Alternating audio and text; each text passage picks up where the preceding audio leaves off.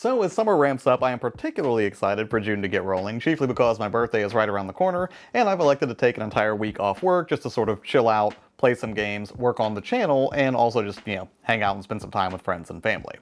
But before we get too far into June, first thing I wanted to do is talk about some of the games that I picked up in May for the Steam Deck, and just kind of go over them, which is, pretty routine at this point. So with all that being said, we'll just go ahead and jump right into the first game that I picked up, which was kind of surprising for me because I did not grow up as a Genesis kid, but it was the Sega Classics collection. Now, I've been putting this off forever for a few key reasons, but chief among them, one, I grew up a Nintendo kid, so I do not have a ton of familiarity with the Sega Genesis library, and two, we are talking about games that are about 30 years old at this point, which are pretty easy to emulate, so I guess there was never really a huge incentive for me to pull the trigger, but ultimately nostalgia won out, and I like the idea of having a tight-knit collection of Genesis classics to explore since I'm so weak in that part of my gaming history anyways. And I have to say, right off the bat, I thought I had one of the coolest intros for a collection that I think I've ever seen. Also, despite the fact that we are essentially talking about a collection of ROMs here, I really do love the ambience of the selection screen where it sort of looks a lot like my room did back when I was a kid. Just tons of nice little touches here for 90s kids, like that purple line drink pattern in the cup on the floor, and you can customize it a little further as well, at least setting the time of day for the room. It's a small thing, but something that I appreciated. Now, as far as included extras, I really did like the achievements that they have here because they're not over-the-top, super difficult things to get, like beat 5 games or something like that. It's just silly little things that you can do in the various titles on offer, like in Golden Axe's What Are the Buttons achievement you get for using magic when no enemies are around. They also have challenges which are separate from achievements and I think really go a long way towards breathing some new life into these older titles. It tracks how many attempts that you've made at a particular challenge, and you can just launch them right from the menu.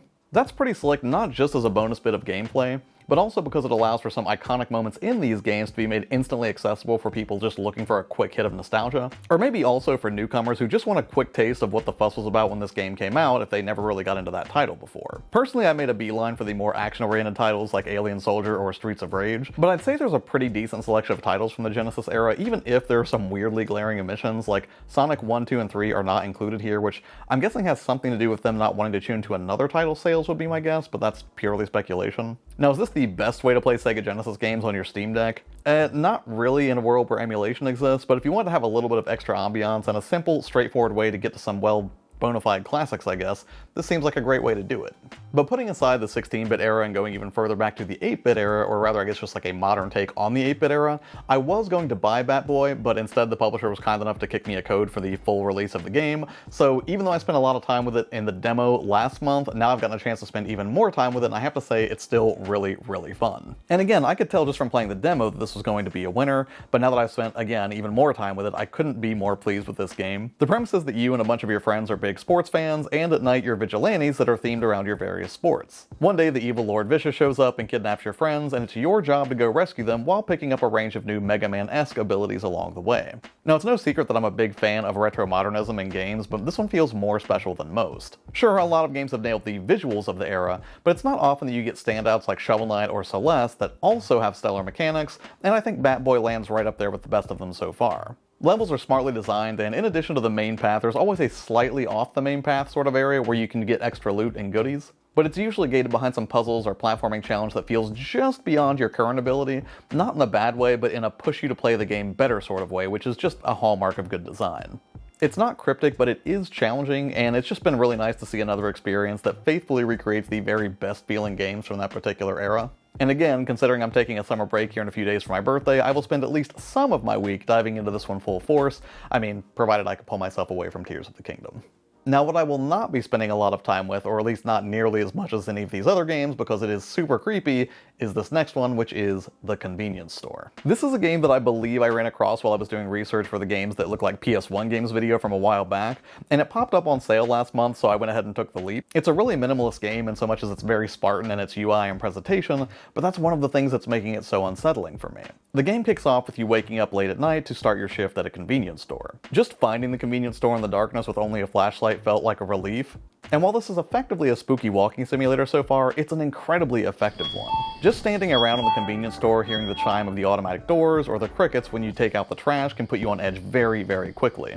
Adding to the whole spooky vibe is the VHS style filter over everything, which personally I think this is how you do that right. On the one hand, you can disable it and have blocky, chunky PS1 era graphics that are going to look exactly as ugly as they should be.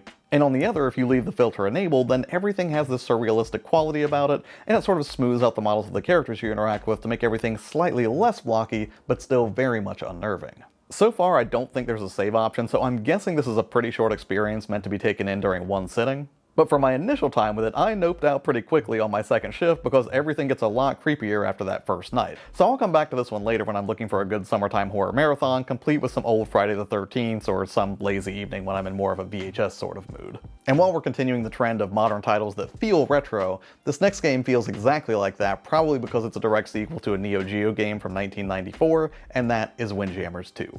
So I actually recommended this game during the summer sale last year, but at the time I didn't get it because I could play it on Game Pass. But considering it's not on Game Pass anymore and it was included in this past month's Humble Choice, I now actually own a copy of Windjammers 2, and I could not be more thrilled to have it considering I really enjoyed the original as well when I played it on the Switch a couple of years back. Windjammers is kinda like Pong meets volleyball. On the surface it looks pretty straightforward, but one look through the tutorial section and it becomes clear that there is a lot more depth here than you'd think at a glance. Each character has a different distribution of speed, power, and a special ability, and it can get downright cutthroat in the moment-to-moment gameplay as you try to best your opponent from one round to the next. In a way, it almost feels like a game of rock, paper, scissors since you never quite know how your opponent's going to return your serve. They might instantly slam it right back into you, they might catch the disc and curve it around you for a quick goal, or they just might psych you out by gently lobbing it over the net. Speaking of which, that middle barrier could be tricky too from stage to stage because sometimes additional obstacles are placed here that can drastically alter the bounce of the disc, which sort of adds an extra layer of complexity to anticipating your opponent's next move. Which is cool, but it can also be kind of annoying because the goal areas for the bigger point values aren't always consistent either. The casino stage in particular makes it really hard to keep track of how many points you might score at any given point, but I guess it's a fun change of pace as well. I imagine you could play the game in a super competitive way if you wanted to, but I always had the most fun with it just hopping in with friends for a few sessions and just sort of chilling out with a really colorful arcade sports experience. Although a quick word of caution on this one, even though it is a verified title for the Steam Deck, I could not get it to launch initially, and it was only after I chose the OpenGL version from the launch options that I could actually get it to launch, so something to keep in mind if you take the leap. And last but certainly not least is a violent game that is just schlocky good summertime fun, and that is Maneater. Maneater is a game where you get to play as a shark, and it is super fun. Rather than be a mindless thrill ride of ripping and thrashing through wildlife and people alike as you live out your wildest Jaws fantasies, there's actually a fair amount of depth to the mechanics of controlling your shark, complete with a range of upgrades that will give your shark beefier stats or unique abilities. Now I'm not going to spoil all of those upgrades here, but I will say that the deeper you get into the story, that you can absolutely become the stuff of nightmares, and if you're the type who gets squeamish about the terrors lurking in the ocean, you will have some idea of what to expect. Beyond just the mechanics of Maneater though, it also has a really fun, over-the-top story that plays out in a sort of reality TV kind of way, and it has amazing narration thanks to the excellent Chris Parnell. Unfortunately, deck performance is just okay on this one. Admittedly, you'll have to scale back the visuals pretty significantly if you demand butter-smooth gameplay, and even then you're probably going to be best locking everything at 40 FPS. But assuming you're not bothered by frame rate inconsistencies or a clear visual downgrade here, it presents a violent aquatic adventure on the Steam Deck that is just super fun as you swim around crunching through helpless prey, and also beefier threats as one of nature's fiercest predators. It's a really good time for the 8 to 10 hours it will probably take you to complete Maneater, and honestly I think this is just one of those games that is best played in short chunks anyways. Alright, and that's it for this one. Not every game that I picked up in May, just some of the most significant ones that I'm excited to spend some time with, again, provided I can pull myself away from Tears of the Kingdom while I take some much needed downtime over the next week or so. But hey, what about you? Did you grab anything super great in May for the Steam Deck? Or, some question, do you also get very nostalgic for the retro titles of yesteryear? And if so, what are some personal favorites? I would love to hear your thoughts on it. As always, thanks so much for taking the time to watch videos here. It means a ton to me. Take care, and I'll see you on the next one.